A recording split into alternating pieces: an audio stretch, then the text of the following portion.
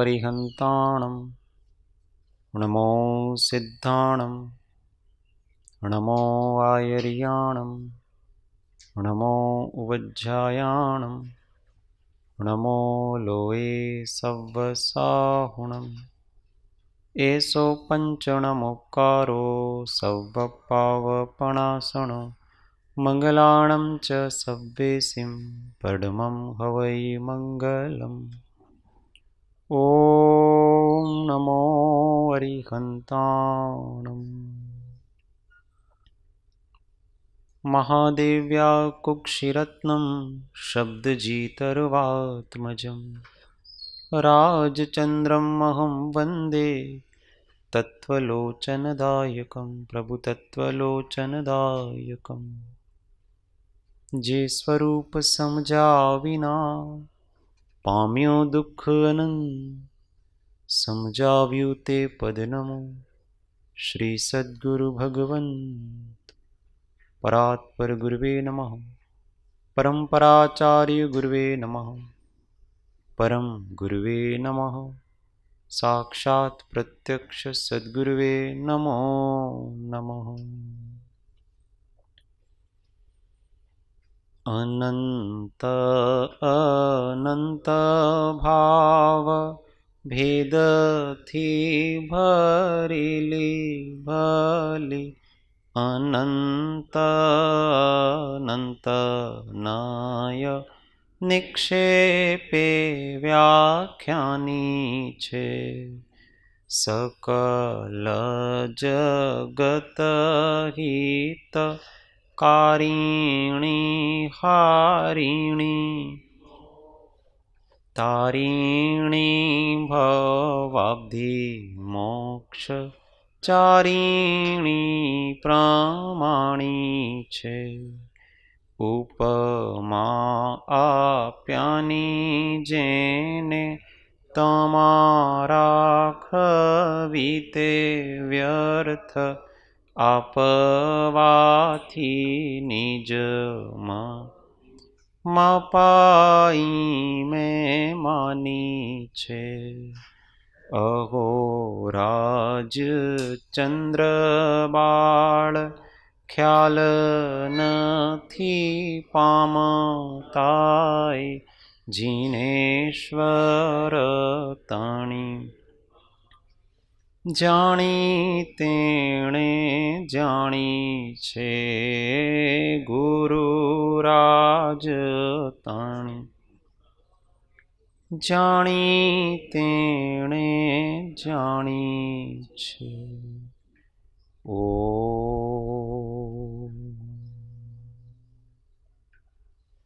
जय सद्गुरु।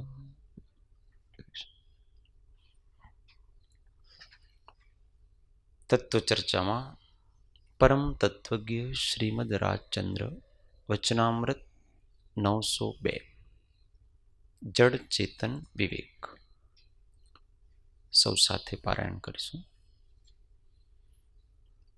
જડ ને ચૈતન્ય દ્રવ્યનો સ્વભાવ ભિન્ન સુપ્રતીતપણે જેને સમ સ્વરૂપ ચેતનની જડ છે સંબંધ માત્ર અથવા તે જ્ઞેય પણ પરદ્રવ્ય એવો અનુભવનો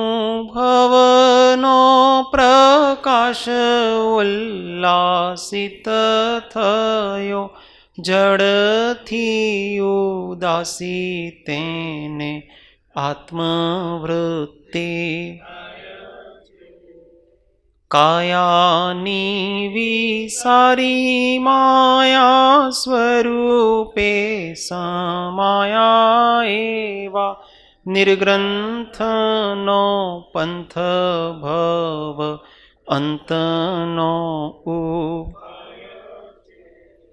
દેહ જીવ એક રૂપે ભાસે છે અજ્ઞાન વડે, ક્રિયાની પ્રવૃત્તિ પણ તેથી તેમ થાય. જીવની ઉત્પત્તિ અને રોગ શોક દુઃખ મૃત્યુ દેહનો સ્વભાવ જીવ પદ. એવો જે અનાદિ એક રૂપનો મિથ્યાત્વ ભાવ જ્ઞાનીના વચન વડે દૂર થઈ જાય. ભાસે જડ ચૈતન્યનો પ્રગટ સ્વભાવ ભિન્ન, દ્રવ્ય નિજ નિજ રૂપે સ્થિત થાય છે. જડ ને ચૈતન્ય બંને દ્રવ્યનો સ્વભાવ ભિન્ન, સુપ્રતીતપણે બંને જેને સમજાય છે.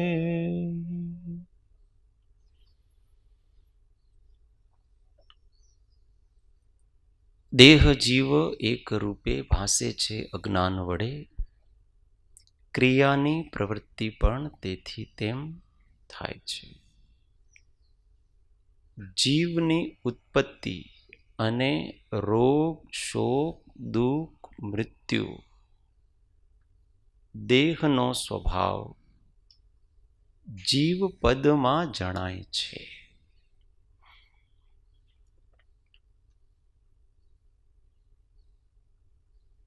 જીવની ઉત્પત્તિ એટલે જન્મ, અને રોગ શોક દુઃખ મૃત્યુ આ બધા દેહના સ્વભાવ છે. જન્મ કોનો થાય છે?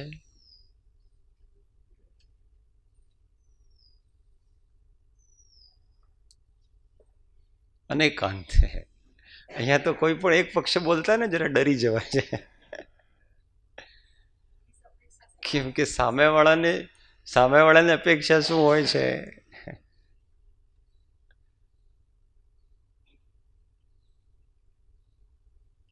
शुद्ध दृष्टि से देखा जाए तो आत्मा अनुत्पन्न है, फिर भी आत्मा की उत्पत्ति भी होती है. मनुष्य पर्याय क्या है? जड़ है, पुद्गल है कि चैतन्य है? मनुष्य पर्याय पुद्गल है कि चैतन्य है?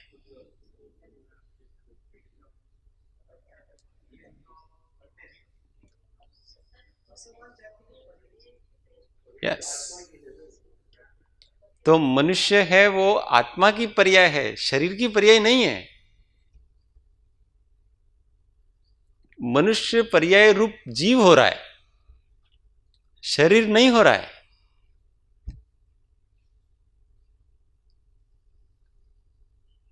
समझ में आ रही? मनुष्य पर्याय का अर्थ होता है मनुष्य रूप आत्मा की परिणति. देव पर्याय का अर्थ होता है देव रूप आत्मा की परिणति. ये गति नाम कर्म से होता है, और शरीर है वो शरीर नाम कर्म से होता है. शरीर नाम कर्म के उदय से तो शुभ वैक्रियक शरीर नाम कर्म का उदय है तो देव हुआ. तो देह की उत्पत्ति शुभ वैक्रियक शरीर नाम कर्म के उदय से हुई. और देवपना वो आत्मा की पर्याय. देव के योग्य जितने भी व्यवहार हैं वो सारे के सारे उस देव पर्याय में उत्पन्न होते हैं। तो वो आत्मा उस रूप परिणत असमान जातीय विभाव व्यंजन पर्याय। क्या? असमान जातीय विभाव व्यंजन पर्याय। तो ये सब पर्याय हैं वो जीव की है। शरीर की पर्याय हमेशा शरीर रूप होती है और आत्मा की पर्याय आत्मा रूप जीव रूप होती है। तो हमारे अंदर जो जो भी, जैसे मनुष्य हैं तो मनुष्य के योग्य जितने भाव हो रहे हैं ना, परिणाम, मनुष्य जैसे खाता है वैसे खाते हैं, मनुष्य जैसे व्यवहार करता है वैसे व्यवहार करते हैं, मनुष्य जैसे सोता है वैसे सोते हैं, मनुष्य के योग्य समाज में रहते हैं, मनुष्य के योग्य सभ्यता है, संस्कृति, ये सब जितना मनुष्य के योग्य जितना है वो सब मनुष्य गति नाम कर्म के उदय से जीव की परिणतियां हैं।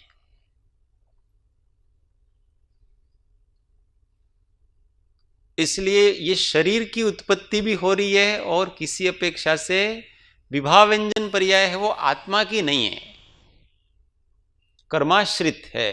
इसलिए उसको पुद्गल के खाते में डाल करके शुद्ध दृष्टि से यहां पर जड़ और चेतन का विवेक कराना है। लक्ष्य क्या है? मैं कौन हूं और पर क्या है, ये विवेक पैदा करना है। इसलिए ऐसी भाषा बोल रहे हैं कि जीवनी उत्पत्ति,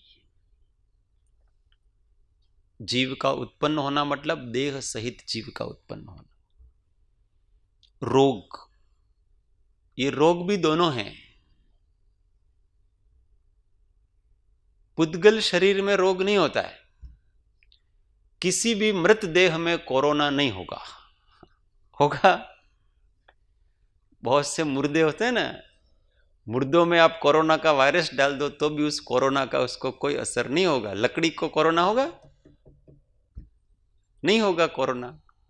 जिसमें आत्मा है उसी को होगा, क्योंकि उसका विपाक वेदनीय कर्म का विपाक, वेदनीय कर्म कहां है? पुद्गल में नहीं है, वेदनीय कर्म आत्मा में है। तो जीव सहित पुद्गल में इसका विपाक होता है।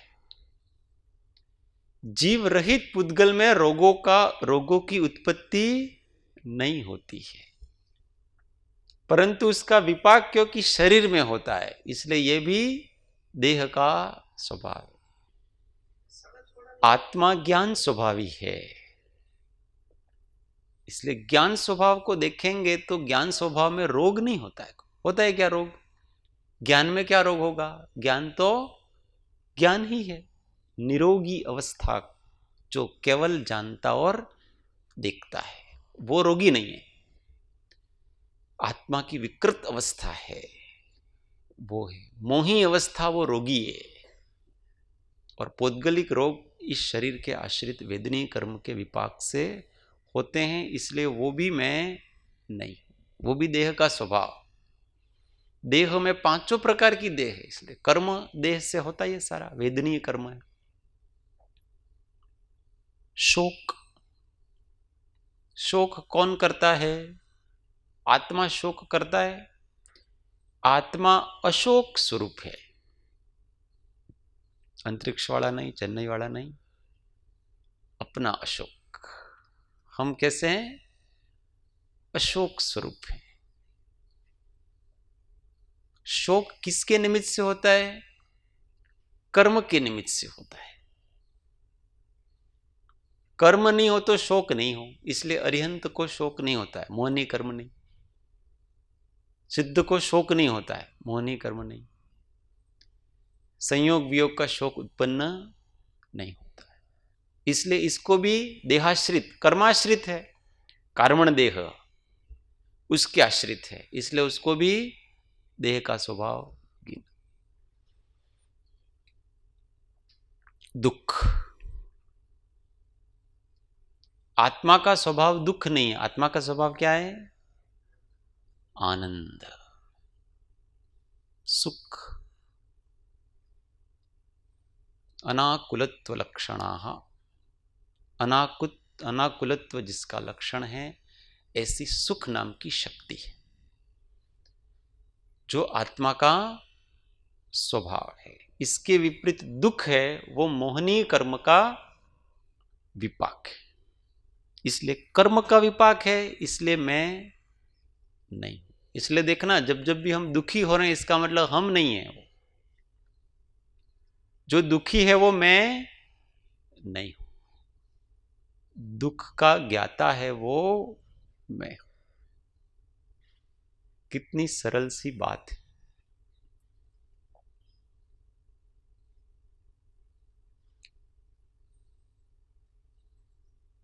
स्वामी रामसुखदास जी की एक पुस्तक पढ़ रहा था मैं, उसमें किसी ने उनको ऐसा प्रश्न, आप बात तो आत्मा की करते हो, पर ये तो भी मन में खटपट होती रहती है। हाँ, खटपट। उन्होंने खटपट के ऊपर एक लेक्चर दिया। ये सारी खटपट है, वो सब मोह है, अज्ञान है। अगर तुम अपने आप को आत्मा मानो तो कोई खटपट है ही नहीं। आत्मा में तो सहज शांति और निराकुलता है। खटपट को जो जानता है वो मैं हूं, ऐसा अभ्यास करो। ऐसा बताया ना, खटपट को जो जानता है वो मैं हूं। जो अपने को दुख हो रहा है, उस दुख की पर्याय को जो जानता है वो मैं हूं। अपने को कुछ नहीं आए न जीवन में, 7 तत्वों का अभ्यास नहीं होने, षड द्रव्य का अभ्यास नहीं होने, कर्म ग्रंथ का अभ्यास नहीं होने, करणान योग का नहीं होने, चरणान योग का, किसी का अभ्यास नहीं होने, पर 2 बातें ध्यान रखनी है जीवन में, उससे मोक्ष हो सकता है, मोक्ष पर्यंत हो सकता है। मैं कौन हूं और मेरा कार्य क्या है, बस इतना। हर समय इतना याद रखना, मैं कौन हूं और मेरा काम क्या है। अपना काम करते रहो।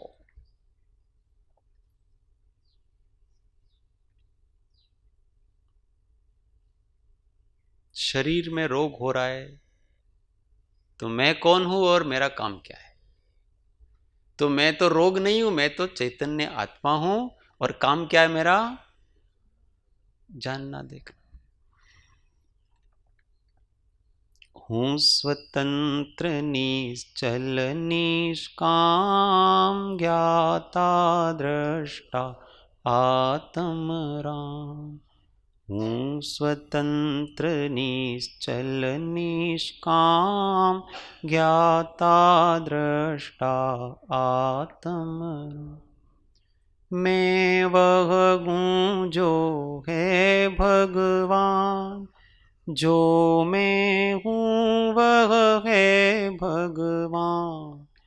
अंतर यही ऊपरी जान, वो विराग यह राग वितान।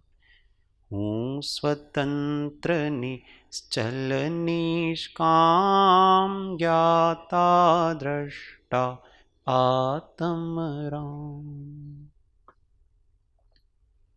जब जब भी हम अपने आप को भूले, अपने काम को भूले, तब तक हम संकट में हो जाते हैं, संकट में पड़ते हैं। आजकल हमारे धर्म संकट चाले छे। क्यों चलता है पता है? क्योंकि धर्म भूल गए हैं। जब धर्म भूल जाएंगे तो धर्म संकट होगा कि नहीं होगा? अपना धर्म मतलब स्वभाव, स्वभाव को भूले, संकट में पड़े।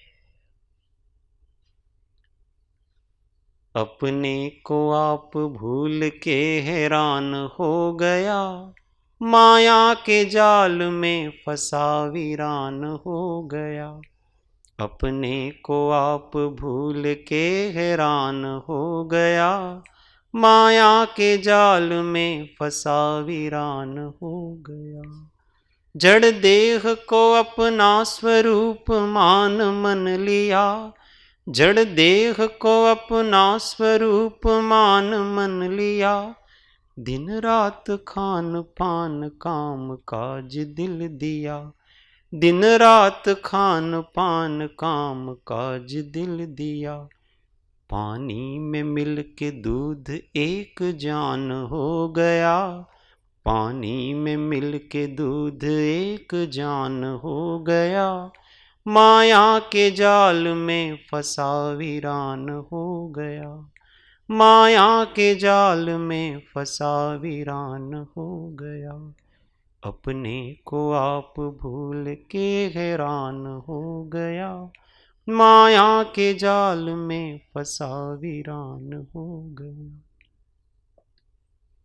जब जब भी हमारे अंदर दुख, विषाद, शोक आदि जागे,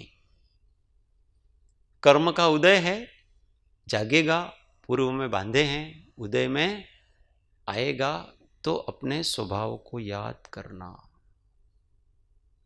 शोक मेरा स्वभाव नहीं, रोग मेरा स्वभाव नहीं, दुख मेरा स्वभाव नहीं। ये किसके स्वभाव हैं? मृत्यु मेरा स्वभाव, जो स्वभाव नहीं है उससे डरना क्या।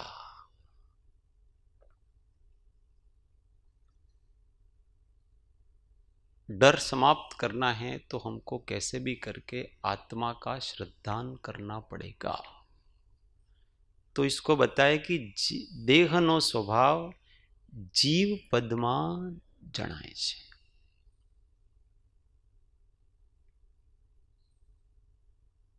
हम ऐसा महसूस होता है जैसे कि ये सब मैं हूं, मैं रोगी हूं, मैं दुखी हूं, मेरी मृत्यु हो रही है, मेरा जन्म हो रहा है। इसलिए तो जन्म दिवस मनाते हैं, इसलिए तो मनाते हैं जन्म दिवस। और वास्तविक जन्म दिवस तो किसी को याद नहीं है अपना, किसी को याद। वास्तविक इस भव का भी अगर हम वास्तविक जन्म दिवस के इस शरीर संबंधी इस पर्याय का, तो इस पर्याय का भी जन्म कब हुआ आपने? जैसे ही अपना पुराना शरीर छूटा, उसके अगले समय में नया गति नाम कर्म चालू हो गया, नई आयु चालू हो गई। विग्रह गति का प्रथम समय ये अपने इस पर्याय का जन्म है, और विग्रह गति का अंतिम समय ये अपने इस देह के जन्म का जन्मदिन है। पर हम जन्म समय नहीं मनाते हैं, हम जन्म दिन मनाते हैं, इसलिए चलता है, उसमें कोई जन्मदिन में चलेगा, जन्म समय तो वो नहीं है अपने, जन्म समय तो अलग। क्योंकि प्रथम बार इस शरीर के लिए नौकर्म वर्गणाओं को इस देह ने कब धारण किया? तो विग्रह गति के 1, 2 अथवा 3 समय चले गए, मैक्सिमम विग्रह गति में 3 समय होते हैं, तो चौथा समय है वो इस शरीर का पहला जन्म समय, क्योंकि पहली बार इसने नौकर्म वर्गणाओं को ग्रहण किया। और विग्रह गति का पहला समय है वो इस पर्याय का जन्म दिवस है, शरीर का जन्म दिवस लास्ट चौथा, जिसके 3 विग्रह हो वो। और इस पर्याय का जन्म दिवस तो जैसे अगली पर्याय का पहला समय होता है, वो विग्रह गति में के पहला समय है, उसका जन्म हो गया। ऐसे ही मृत्यु भी समझना। तो ये सब अपने को कहते हैं कि देह नो स्वभाव जीव पद्मा जणाए छे, ये सब जीव में होता है, ऐसा भास होता है।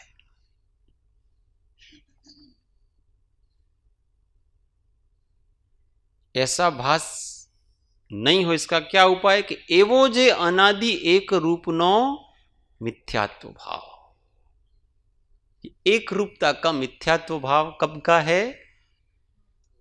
अनादि का है, जिसका कोई प्रारंभ नहीं। मिथ्यात्व कर्म आत्मा में कब से लगा हुआ है? अनादि से लगा, क्योंकि कर्म अनादि है, अज्ञान भी अनादि है। मिथ्यात्व भाव करने से मिथ्यात्व कर्म बनता है, और मिथ्यात्व कर्म के उदय से मिथ्यात्व भाव होता है। ये दोनों अनादि से हैं। मिथ्यात्व कर्म भी अनादि का है और मिथ्यात्व भाव भी अनादि का है और ऐसा एक रूपता का, इसको अग्रहित मिथ्यात्व कहते हैं शास्त्र भाषा। जिसको नया ग्रहण नहीं किया है, अनादि काल से ऐसा चल रहा है।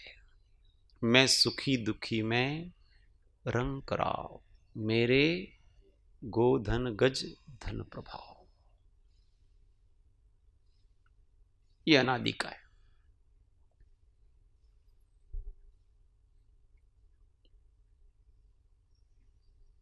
तो क्या करना, एवो जे अनादि एक रूपनो मिथ्यात्व भाव ज्ञानी ना वचन वड़े दूर थई जाए छे। ये मस्त बात है। अनादि काल का है पर ज्ञानी के वचन से एक क्षण में दूर हो जाता है। होता है कि नहीं होता है?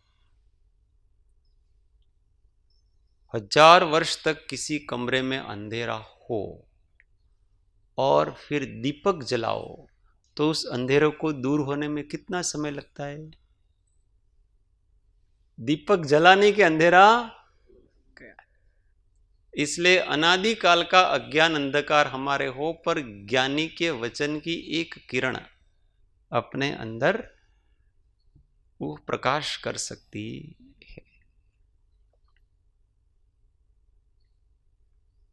अब प्रश्न ये होता है कि हमने तो ज्ञानियों के बहुत वचन सुन लिए, फिर भी ज्ञान का प्रकाश हुआ नहीं। कारण क्या? कारण फिर मिथ्यात्व ले आए हो तो कारण मिथ्यात्व नहीं, कारण फिर कर्म का आवरण ले आए। कारण न कर्म का आवरण है, कारण न मिथ्यात्व। इस जीव का विपरीत पुरुषार्थ, इस जीव की अरुचि, इस जीव का प्रमाद, ये कारण। दूसरा कारण क्यों करते हो? कर्म का उदय तो जिस दिन जिसको सम्यक्त्व होता उस दिन भी उसके कर्म का उदय था कि नहीं? उस दिन भी उसको अज्ञान भाव था कि नहीं? ज्ञान प्रकट होने के पहले समय तक अज्ञान भाव है और उसके पहले समय तक कर्म का उदय है। तो अगर उसी को कारण मानो तो इस जीव को कभी भी ज्ञान नहीं हो सकता, क्योंकि वो तो सतत है, हमेशा है। अज्ञान तो अज्ञान का ही कारण होता है, कर्म कर्म का ही कारण होता है। जिस दिन ये जीव है उसकी रुचि बदलती है, उसका पुरुषार्थ जागता है अपने आप को पहचानने में। कल 3 बातें बताई थी लास्ट में। कौन कौन से 3? श्रम, समय, आग्रह। समझने जैसी बात है। श्रम करना पड़ता है, समय लगाना पड़ता है, आग्रह निकालना पड़ता है। ये 3 चीजें हैं। पहली बात तो अपना आग्रह निकाले अपन और यथार्थ तत्व बोध को ग्रहण करें। फिर क्या करना? समय देना। अब किसी ने आग्रह निकाल दिया, अर्थात 254 में पहला जो दोष कहते हैं स्वच्छंद, ये निकल गया। अब क्या करना है? स्वच्छंद निकल गया तो प्रतिबंध आड़े आता है उसके, तो इसके लिए समय निकालना, समय का बलिदान देना पड़ता है। जितना समय देंगे उतनी ही हमारी इस आत्मानुसंधान का, स्वरूपानुसंधान का अवसर बढ़ता है। केवल भावना करें और समय नहीं दे हम। મને તો ઘણો ઈચ્છા તો થાય છે પણ શું કरूं, टाइम મળતો નથી। अच्छा, कल बात हुई थी अपने हर 2 घंटे में 10 मिनट स्वरूपानुसंधान करने की। किस किसने अभ्यास करने का प्रयत्न किया? 2-2 घंटा वीणाबेन ने किया। Very good. कुछ तो यहां तो सहज हो जाता है, स्वाध्याय में आते हैं वगैरह ये सब चीजें, पर घर पे जाकर वगैरह, और यहां है तो भी स्वाध्याय हुआ, स्वाध्याय के बाद 10 मिनट अपना समय निकाल करके, अथवा स्वाध्याय के 10 मिनट पहले आकर के, अथवा स्वाध्याय में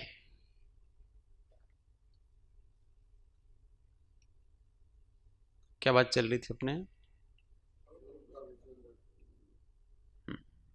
तो समय की बात है। समय निकालना पड़ता है, हर चीज में समय निकालना पड़ता है। जो प्राप्त करना है उसके लिए समय ज्यादा से ज्यादा चाहिए। और फिर तीसरी बात, समय भी निकाल लिया, देखो आग्रह भी छोड़ दिया हमने, समय भी निकाल लिया, पर श्रम नहीं किया। चलो आप कह रहे हैं मैंने सब बुरी आदतें छोड़ दी, आपका कहना मान लिया, मैं कोबा में आ गया, आश्रम में 24 घंटे यहीं रहता हूं, पर श्रम नहीं करता है। जहां श्रम करना पड़ता है वहां श्रम करता, उल्टा उल्टा श्रम करता है, मेहनत उल्टी जगह करता है। तो सम्यक प्रकार से श्रम करना पड़ेगा। તમે કહો તો હું આખો દિવસ આશ્રમની સફાઈ કરું, પણ તમે મને આંખ બંધ કરીને બેસાડો છો ને, એ મન નહીં ફાવે. ભક્તિમાં ફાવે જ નહીં જરાય. સ્વાધ્યાયમાં તમે બેસાડો છો એ નહીં ફાવે. બસ તમે કંઈક બીજું સેવાનું કામ આપો ને કરો, આંખ બંધ કરીને બેસવાનું નથી ફાવતું. बहिरात्मा, ये किसका लक्षण है? बहिरात्मा. बाहर की चीजें अच्छी लगती है, अंतर्मुखता अच्छी नहीं लगती, शांति अच्छी नहीं लगती, राग प्रिय है, प्रवृत्ति प्रिय है, निवृत्ति प्रिय नहीं. जड़ थी उदासी नहीं आवी, जड़ से उदासी आती है ना, तो निवृत्ति प्रिय होता है. तो श्रम मेहनत करें, सम्यक पुरुषार्थ उसको मेहनत कहा है. उल्टी सीधी मेहनतें नहीं, सीधा सट बात है. शांत हो, आरंभ परिग्रह को जितना हो सके उतना कम करो.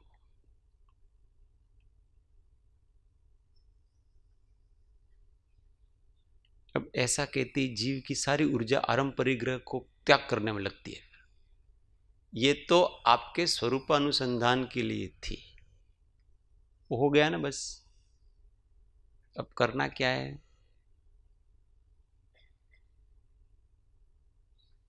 जिस जिस प्रकार से राग द्वेष की निवृत्ति होती है, आत्मा समता भाव को प्राप्त होता है, उस प्रकार से अपने को करना चाहिए. वो मेहनत करनी चाहिए. हो सकता है कभी कभी आंख बंद करके बैठने में ज्यादा क्लेश हो, तो आंख खोल करके कुछ काम करना. हर एक की कैपेसिटी नहीं होती उतनी. वो तो अपने गुरुगम से जानना किस समय क्या करना क्या नहीं करना. पर ये तीन चीजों को हमेशा ध्यान रखना: समय, श्रम और आग्रह. समय का त्याग करो, श्रम करो और आग्रह को त्यागो. ये तीन चीजों से हमारी मेहनत फलित होगी, बहुत जल्दी ही फलित होगी.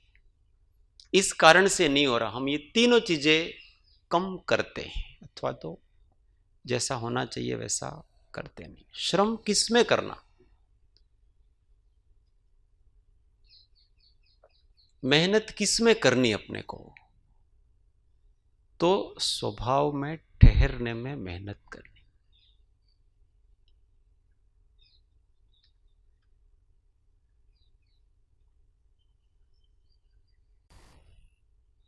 उल्टा हो गया है तो सीधा करने की मेहनत है ये सब.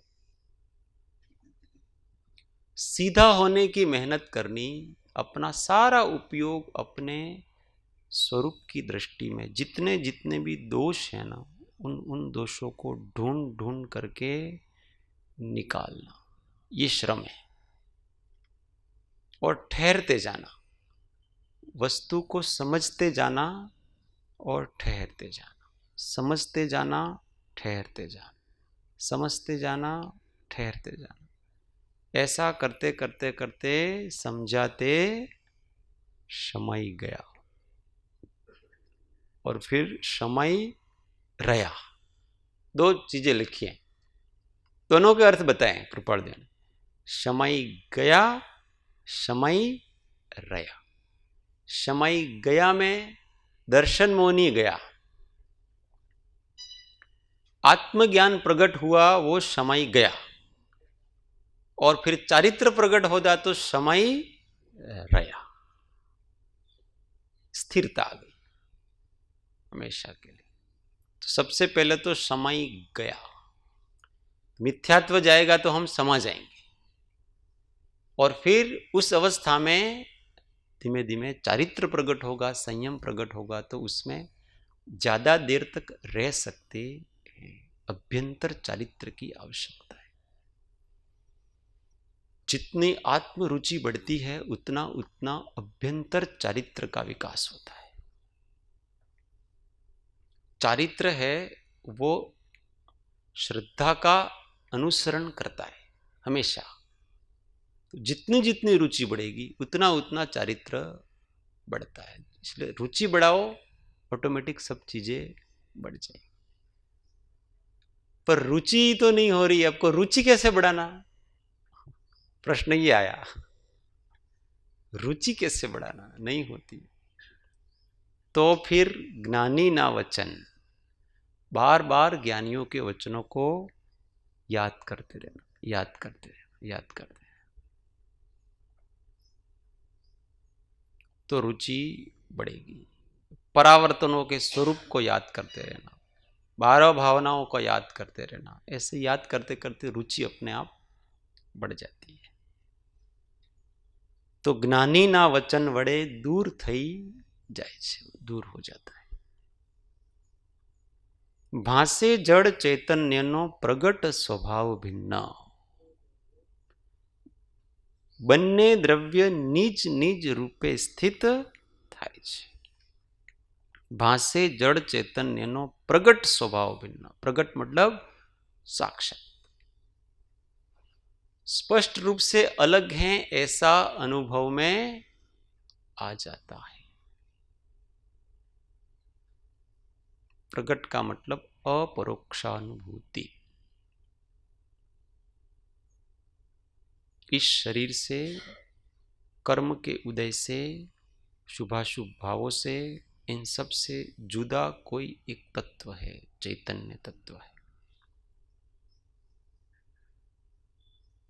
जो हमेशा एक प्रवाह में रहता है, सहज रहता है, शांत रहता है, सहज जानने देखने का काम करता रहता है, उदासीन रहता है,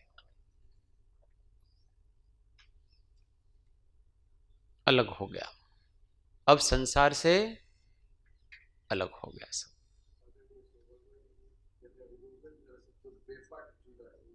बेफाट जुदा। हाँ, दिन 8 થયા, આત્મા અને દેહ બેફાટ જુદા ભાસે છે, છતાં પણ તમે જેમ કહો તેમ। क्या विनय है वो, ये विनय कहता है, छता पण तमे जेम को। ये जो लगातार हो रहा है ना, वो लब्ध्यात्मक अनुभूति है, साक्षात अपरोक्षानुभूति नहीं है, वो लब्ध्यात्मक अनुभूति है। उसका असर है, साइड बाद में असर रहता है ना, संस्कार वो रहता है। बाकी 8 दिन तक कोई आत्मानुभूति नहीं रहती है, नहीं तो 8 दिन में 800 बार केवल ज्ञान हो जाए, ऐसा हो तो।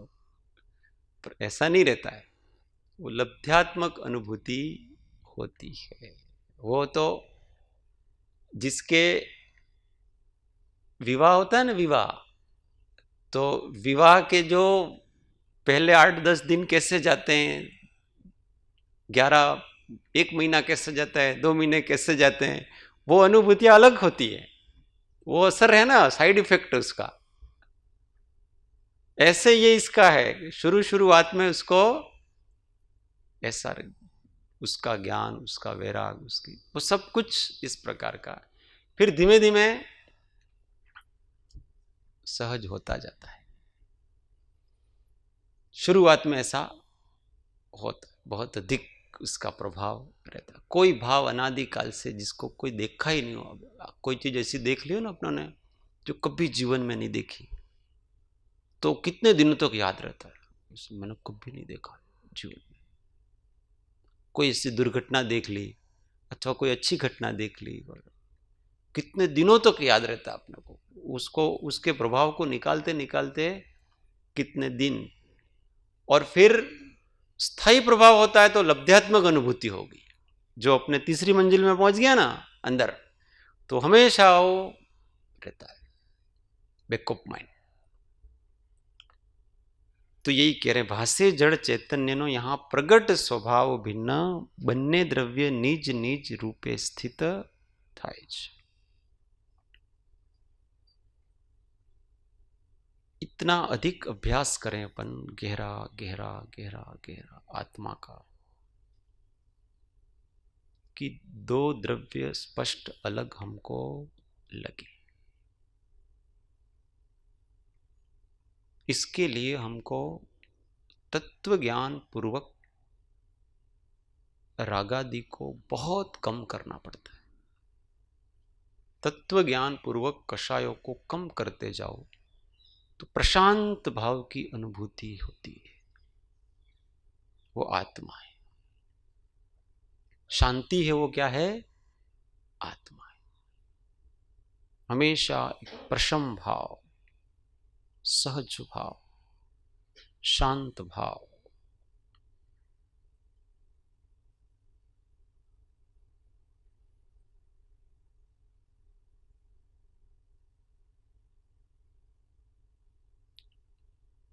शांत रहूं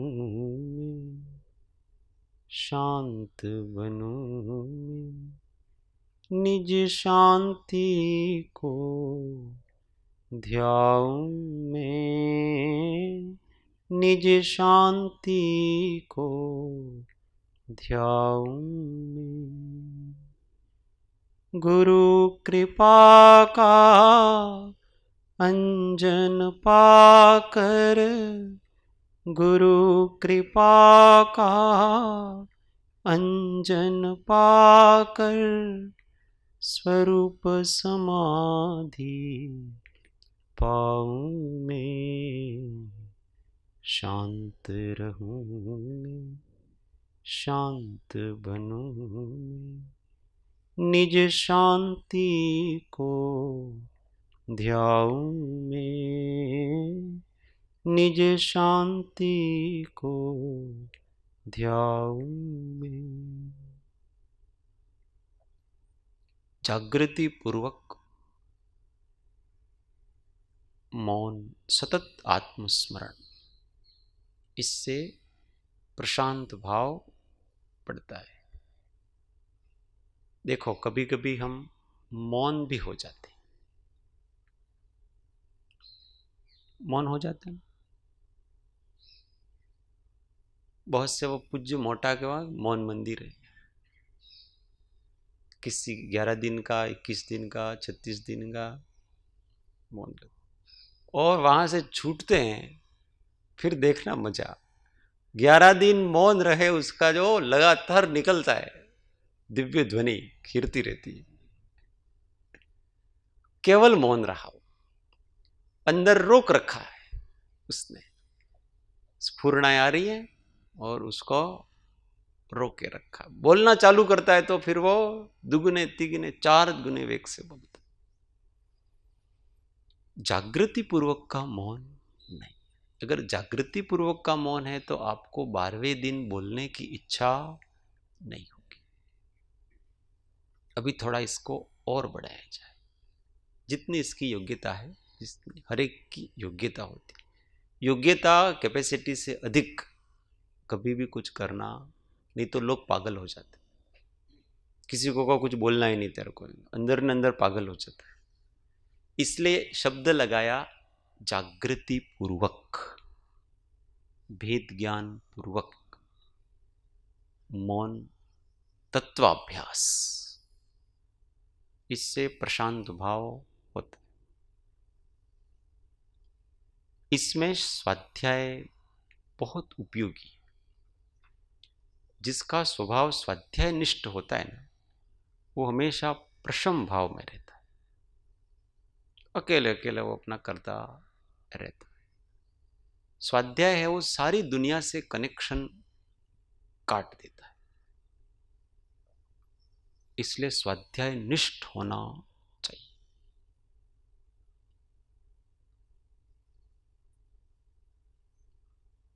स्वाध्याय, सतत स्वाध्याय, ब्रह्मचर्य का पालन और आत्मरुचि, ये आत्म साक्षात्कार के लिए बहुत ही उपयोगी साधन होते हैं। क्या बताए कौन कौन से? स्वाध्याय निष्ठता, आत्मरुचि और ब्रह्मचर्य का पालन। और उनमें आत्मरुचि सबसे अधिक बड़ा कारण है, क्योंकि कभी कभी स्वाध्याय निष्ठता होती है पर वो क्षयोपशम बढ़ाने में चला जाता है। अज्ञानी है ना, अज्ञानी जिस साधन में लगता है ना उसी साधन में लगा रहता है। रुचि उसकी उसमें आती जाती है, ज्ञान बढ़ता जाता है। आत्मरुचि नहीं होती है तो स्वरूप की राह नहीं पकड़ता है उसका उपयोग, अन्य अन्य घुसता जाता है। यूं तो आप घुसते ही जाओ ना श्रुत में, 11 अंग और 9 पूर्व तक घुसते जाते हैं अंदर, तो भी तदपि हाथ कछु ना पर आत्मरुचि स्वरूप दृष्टि पूर्वक अगर ये किया जाए। और ब्रह्मचर्य शक्ति के लिए होता है। ये सब करने की, लगातार अपने को कुछ करना है तो उसके लिए अपने को शक्ति चाहिए, पावर। वो शक्ति ब्रह्मचर्य से आती है। इसलिए ब्रह्मचर्य और स्वाध्याय निष्ठा और आत्मरुचि, स्वरूप दृष्टि, इससे ये चीज हो सकती है। अपने यहाँ तो लगभग ये सब चीजें सहज होती है, फिर भी व्यक्तिगत स्वाध्याय बढ़ाने का ज्यादा अभ्यास करना चाहिए। और कल वाला प्रयोग, ये सब सुन के करना क्या, और हमने सामान्य रूप से जड़ चेतन विवेक करने के लिए जितना जानना चाहिए उतना जान तो लिया है। अब अगर हम बहुत अधिक दूसरा जानने में अपना उपयोग नहीं लगाए, वैसे जानना चाहिए, इससे उत्साह बढ़ता है। ज्ञान जितना बढ़ता है ना उतना उतना आत्मा का उत्साह बढ़ता है।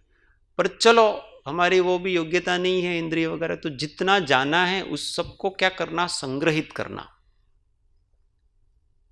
इकट्ठा करना, कि आज तक मैंने जो जो भी सुना, जो जो लिखा, जो जो पढ़ा, उस सब का क्या सार है। आखिरकार भगवान और ये महापुरुष क्या कहना चाहते हैं, मेरा क्या कर्तव्य, ऐसा करके उसका सार निकालना, उसमें से मक्खन निकालना।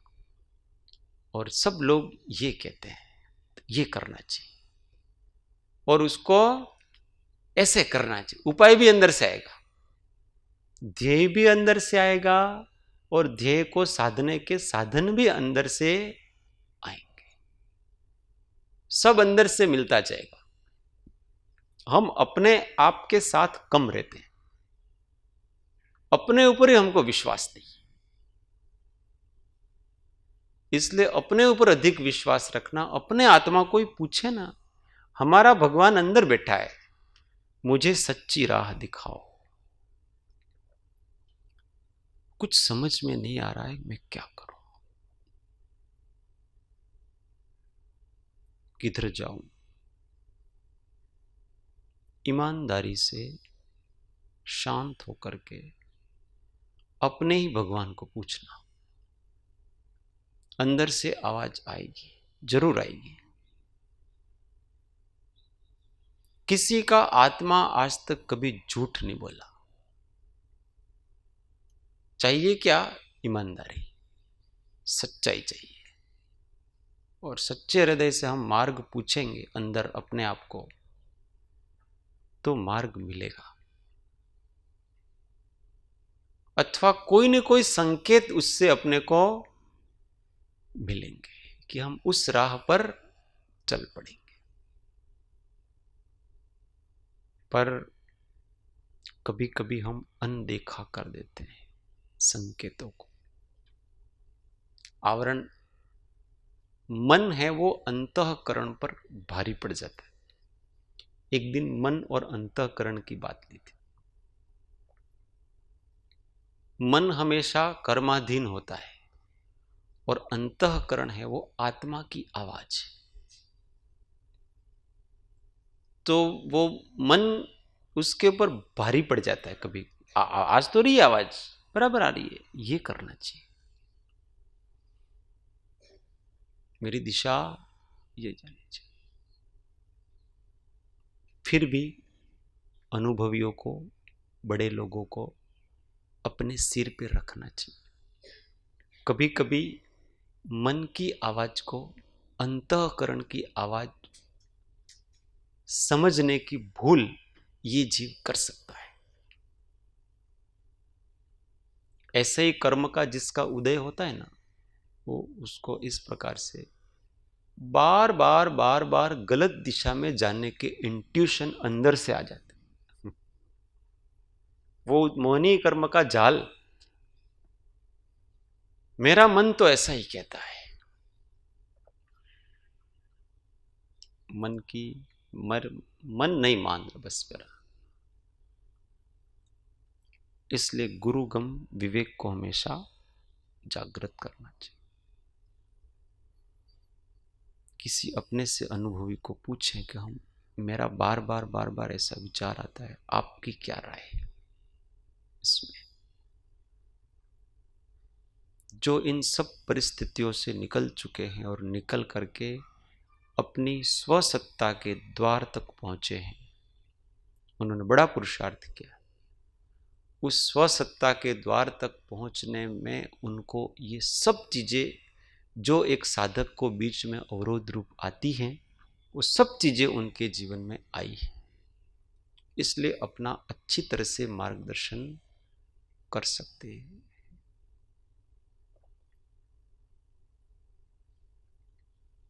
गुरु बिन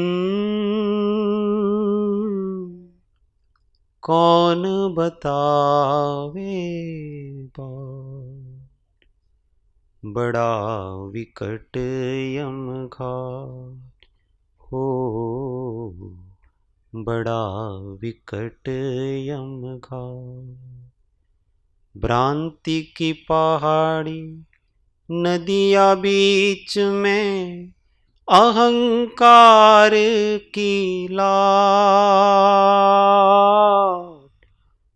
बड़ा विकट यम घाट हो,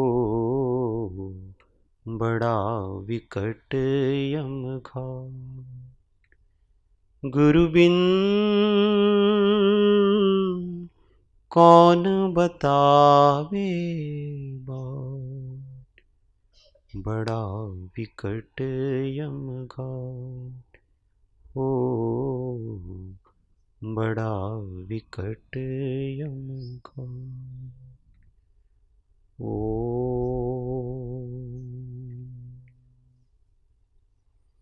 5 मिनट मौन आत्म अनुसंधान।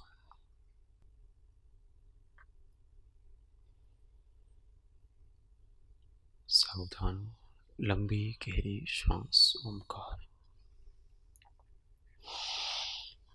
ओ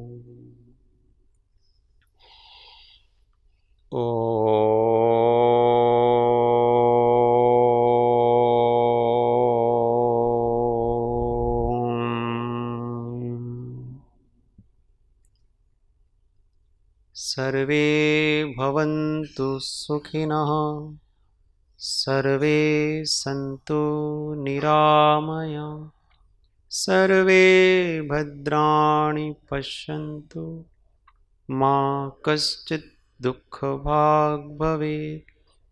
ॐ पूर्णमदः पूर्णमिदं पूर्णात् पूर्णमुदच्यते पूर्णस्य पूर्णमादाय पूर्णमेवावशिष्यते। ॐ शान्ति शान्ति शान्ति। जय सद्गुरु।